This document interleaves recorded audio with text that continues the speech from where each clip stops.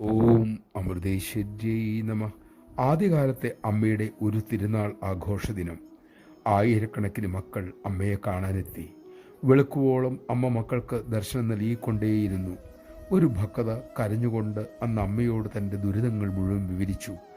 കാരുണ്യമയി അരുളി, മോളെ, ഉറക്കം തൂങ്ങാത്ത ഒരു രാത്രി കാവൽക്കാരൻ നമുക്കുണ്ടെങ്കിൽ നമുക്ക് സുഖമായി സ്വസ്ഥമായി ഉറങ്ങാൻ കഴിയും. ഈശ്വരൻ നമ്മളെ എപ്പോഴും കാത്തുരക്ഷിക്കുന്നുണ്ട്. അപ്പോൾ സ്വസ്ഥമായി ഇരിക്കുകയല്ലേ വേണ്ടത്? മോൾ ധൈര്യമായിരിക്കൂ, അമ്മ എപ്പോഴും കൂടെയുണ്ട്. നമഃശിവായ. അമ്മയുടെ ഈ ഉറപ്പ് മക്കളായ നമുക്കെല്ലാം വേണ്ടി അരുളിയതാണ്. എപ്പോഴും കൂടെയുള്ള അമ്മയെ മറന്ന് ഒന്നും ചെയ്യാതിരിക്കാൻ നമുക്ക് സാധിക്കണം.